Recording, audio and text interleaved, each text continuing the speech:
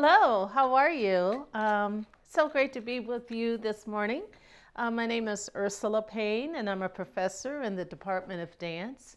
I've been here for 26 years, and I'm going to make some chili and cornbread and also a sweet potato pie for today.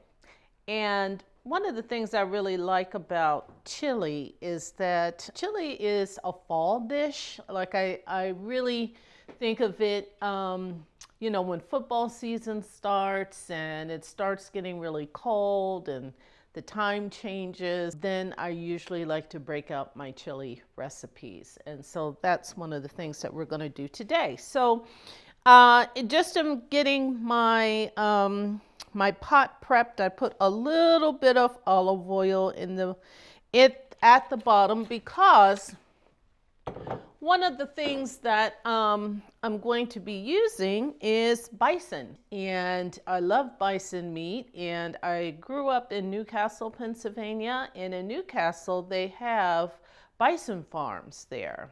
So I have put the seasonings into the meat, and I seasoned it with my chili pepper. And I love Penzi spices. Penzi spices, I think, is really great. I don't know if you've ever been there, but Penzi spices is located in the Strip District in Pittsburgh. And I like to go there because the spices, when you smell them, I mean, the aromas, I think, are fantastic. I like to get spices, and they have what they call a chili 3000 spice. What I like about this particular spice is that it has like hints of lemon zest, lemon peel in it. But then also I get the chili 900, and I use that as well because that really gives you kind of the deep, like the ancho chili pepper, the cumin, the ginger, the cloves. And so that really gives you a deep, I think it adds a sophisticated taste to the chili. Okay, so I prepped all of that with the meat. And what I like to add to the meat mixture is veggies. So I chopped green peppers. I have onions here. And I'm going to finish chopping the onions because one of the things I like about chopping my own vegetables is that it's a little therapeutic for me. As I'm chopping, it allows me to focus. It's meditative in a way, because trying to line it up and have nice cubes going. I really like how it allows me to focus my attention. Okay, and so anyway, I've chopped up onions, and I'm using two types of peppers in this chili. So I have a green pepper that I'm using and poblano peppers because I like for my chili to have a little bit of a Southwest flair to it. It brings in some Mexican flair, and so I like to have that in my chili. I'm going to start with my meat first, okay? So I'm going to put the meat in, and I'm just going to break it up a little bit. Okay, I don't know if you can see what I'm doing here, but I'm just breaking it up a little bit as it's in the bottom of the pot. And then I'm going to put it on. Okay, so I already have the pot, I already have the heat on, and what will happen is that the meat is going to start browning, okay? And then as that happens, I'm also going to put in the vegetables. I'm putting in the poblano peppers, I'm putting in the onions, and the green peppers. Yeah, mix it around a bit. So the aroma's going. I smell that. Another thing that I like to add to my chili is a little bit of cinnamon, okay? So as I'm putting this in here, I'm just kind of, and I'm generous with my cinnamon. And then I have a secret ingredient that I like to add, but I guess for purposes of this, I'll have to tell you what it is. And that secret ingredient that I like to add is cocoa. I think it also helps with color also. Okay, let it do its thing. Okay, so while that's going, I'm going to get started with the cornbread. I have my cornmeal that you can see here, all right? I also have flour, okay? Flour, I've already mixed in there baking powder as well as salt. I'm just going to pour that in there like such, okay? And also, I like a little bit of a sweetness to my cornbread, so I'm putting in some cane sugar. Okay, from there, what I have next is my buttermilk. So now I'm pouring my egg into the buttermilk, and then I'm just going to whisk it together. Okay, and I've already put in my vanilla. I like to add vanilla to cornbread just because it gives it a little more flavor.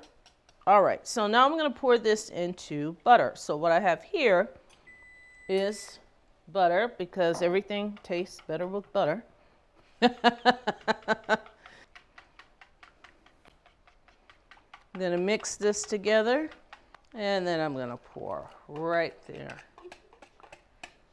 Okay.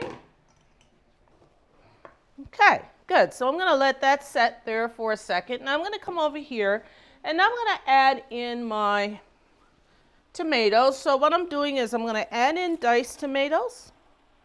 Okay, I'm going to add in a little bit of tomato paste. And I'm going to add in a little bit of tomato sauce.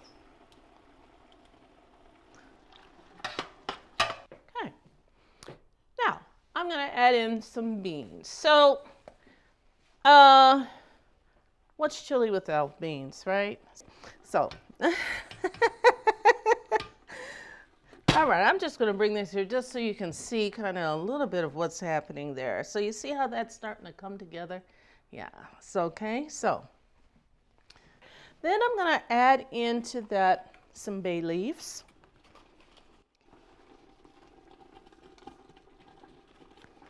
There we go. In my cornbread, sometimes I like to have just a little bit of corn, all right? So with this is something that has been in my family for a long time as well. I'm doing it how it's been done for generations in my family, from my great-grandma to my grandmother, my aunties, my mom. So I've already prepared the pan. I usually like making cornbread in a nice thick pan. Okay, so then I'm just going to do that, right, to even it up. So I'm going to plop it in.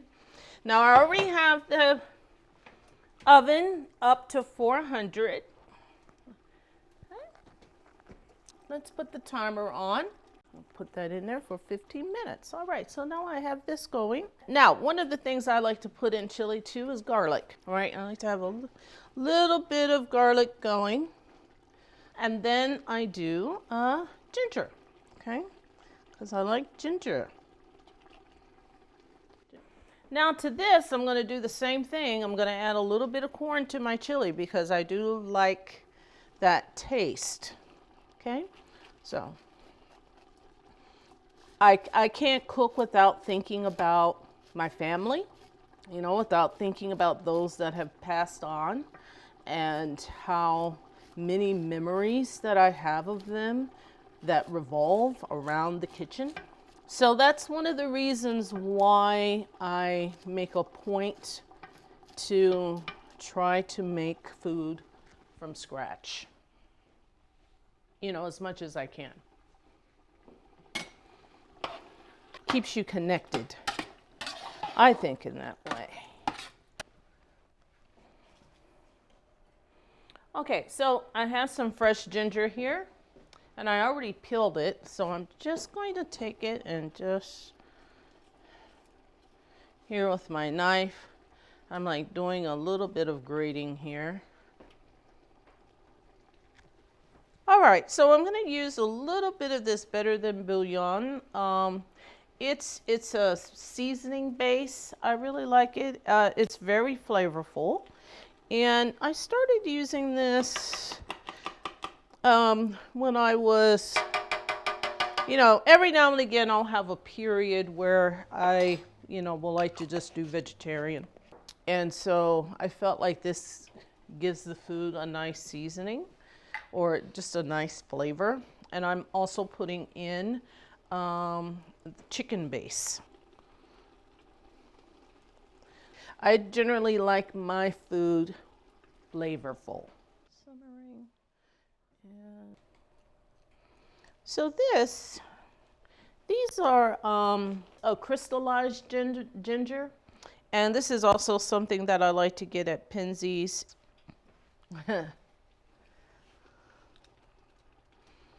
It's funny, like I literally feel the presence of my ancestors right now. I feel like they're here kind of in the room with me as I'm making this. Another person that's dear to me who has passed on is my father. And he loved chili. And he also loved when I would cook. So.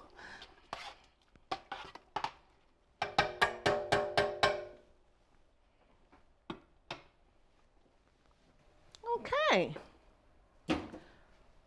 I think I just saw one of my best friends come in. Hey girl, how you doing?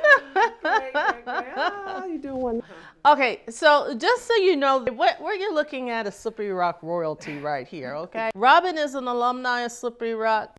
My first day as an undergraduate student, as a freshman, I met Robin. And we have been lifelong friends like ever since. And then we became roommates, right? Yeah.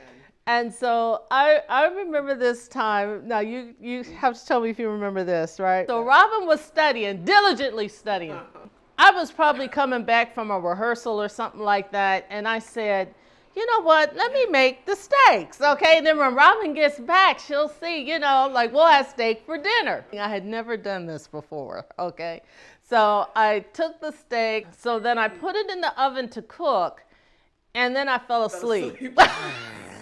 So when Robin came home, oh my God, the smoke was everywhere, and I was laying down on the couch, right? So like it was hovering over me. So you see, so even then, right? Trial and error. In college, we were trial and error. We were cooking, right? It was delicious. Yeah. What is...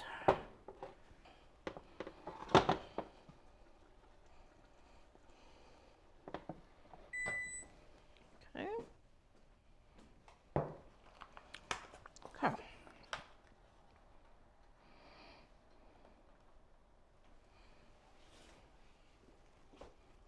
So we're just going to put a little bit of fresh thyme in here. Okay. One thing I like to add is just a little bit of sugar here.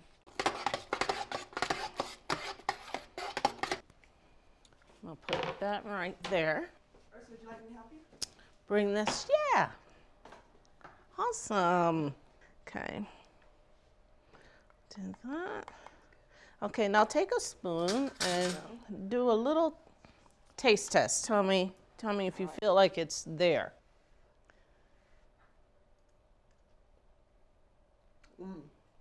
Excellent. Yeah. As usual. Okay, good. Excellent. Okay. Thank you. Okay. There you go. Thank you. Okay. There you go. Yeah. Okay. All right, so there you go right there. Ooh, that smells good. I can all smell it. right, so the other thing I'm going to bring out where we'll be able to eat this after we have our meal, I used garnet sweet potatoes, and garnet sweet potatoes, in my opinion, are the best sweet potatoes to use when it comes to making a sweet potato pie. As I was making this this particular pie, I decided that I like to bake my sweet potatoes. So I baked the sweet potato. Once I baked the potato, then I was able to slice it open, and then the meaty part you put into a bowl. I did the mixing up.